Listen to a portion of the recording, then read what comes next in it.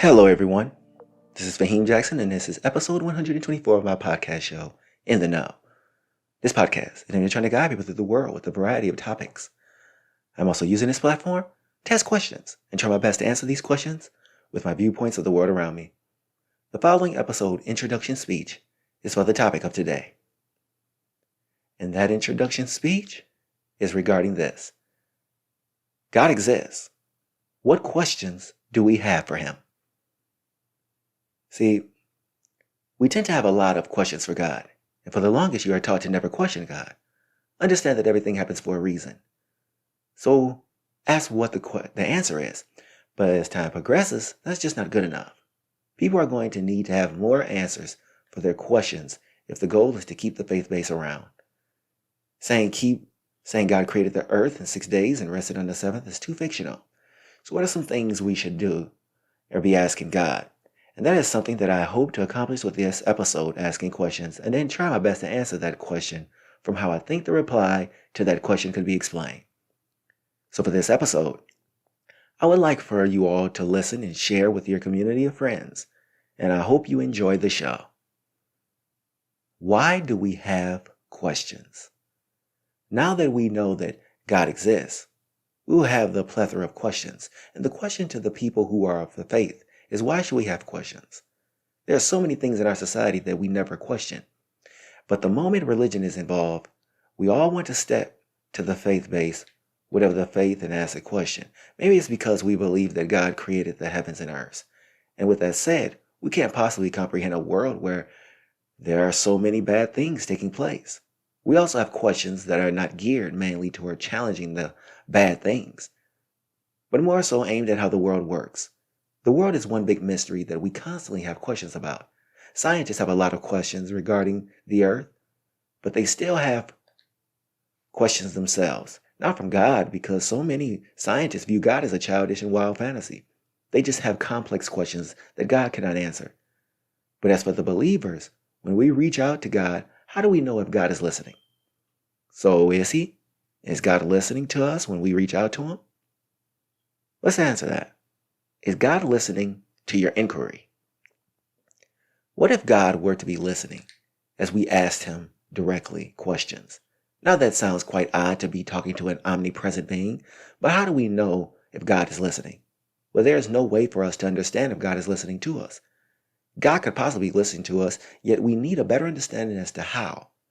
We are not able to tap into a deity and may never be able to do so. So our faith must be strong in the idea that God is listening. What would God be taken in if we were to be speaking to him? With so many people praying, who is important enough to be heard? I know that the Bible says that faith without works is dead. So do we even need God to be listening in order to have our prayers answered? Because if I work at whatever I'm doing and it's going well, yet I never reach out to God, does this nullify the belief? And for the people who are praying to God, some of them are not heard. How do we explain this line of reasoning? Well, we can't explain why God is not listening to people who believe in him the most. So we try to create excuses as to why he didn't answer the people who reach out for his help and guidance. But with all these questions, should we be questioning the Lord above? So that leads to the next one. Should we be questioning God?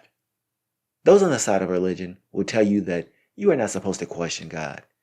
Know that whatever is going on happens for a reason. So even when something takes place that is tragic, we automatically reach out to God for aid. Yet why? Why not just wait until he presents himself with an answer? Wait a minute. What happens if God does not come into the loop? Then people's belief systems could come into question. With all this, it makes sense for people to want to question. And with so many bad things happening around the world, you can't blame everyone. So this whole idea of not questioning the faith is not going to cut it. And why do we have questions that are unanswerable? To a degree, we have already covered it, but here's where we discuss it a little more. So many unanswerable questions. We have so many questions because as humans, we are still trying to figure out the way in which the world works. The infrastructure is something that we have figured out and we continuously work on.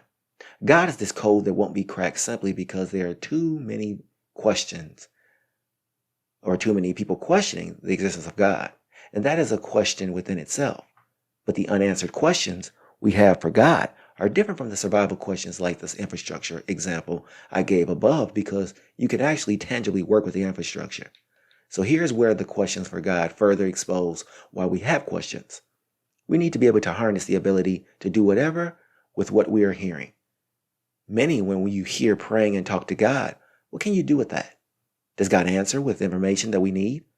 No one actually responds like when we talk to each other as people. So let's go through some of the major questions that we have for God as a society. Why do you let wars happen? Which is the first question. This is a burning question, and the reality behind this question is that humans are a warring species.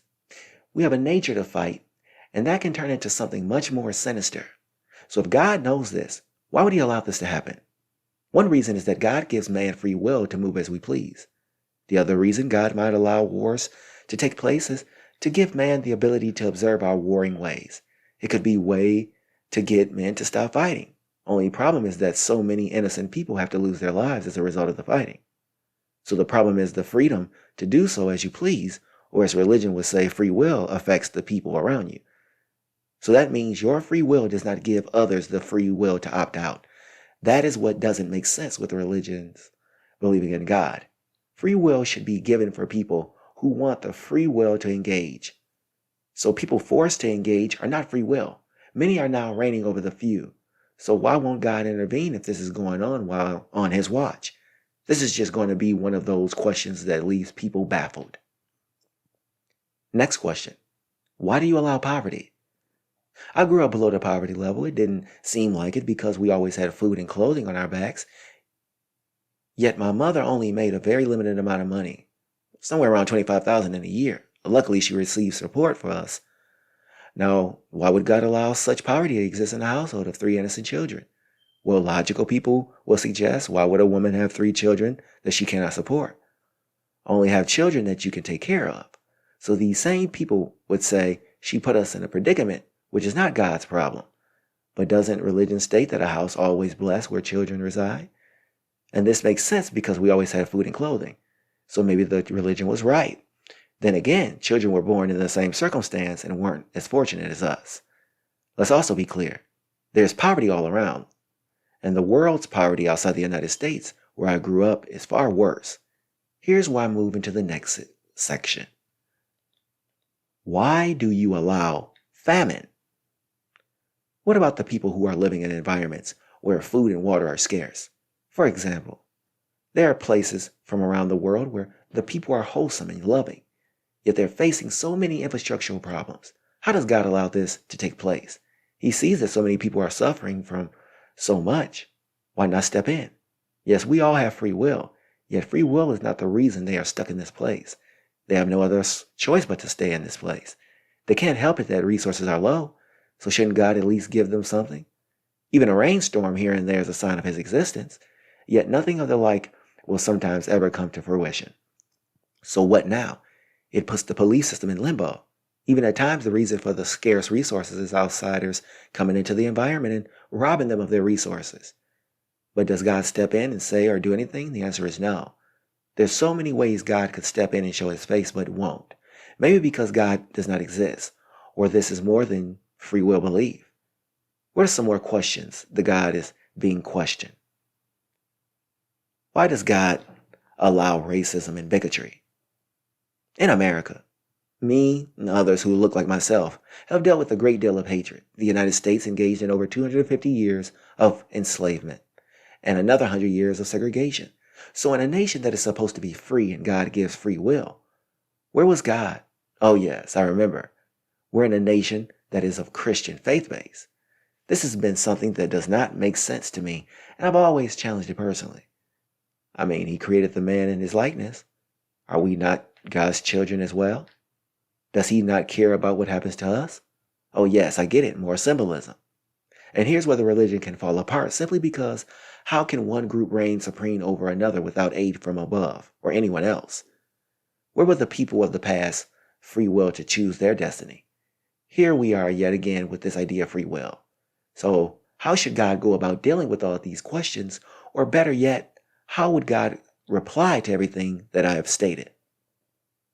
Now, what if God replied? What would he say? Let's assume that God were to take everything that I have said. How would God respond to the questions I have stated? I am framing these questions from the standpoint of God being in existence.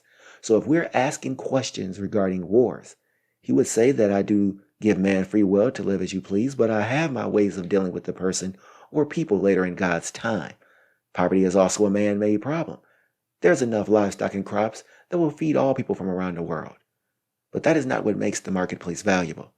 There's no value in giving people things for free. Now, God would be totally fine with this, and he wouldn't judge the way people do. God would promise a person land of milk and honey, which keeps the poverty stricken. Now, another question I would say people ask of God is the question of famine.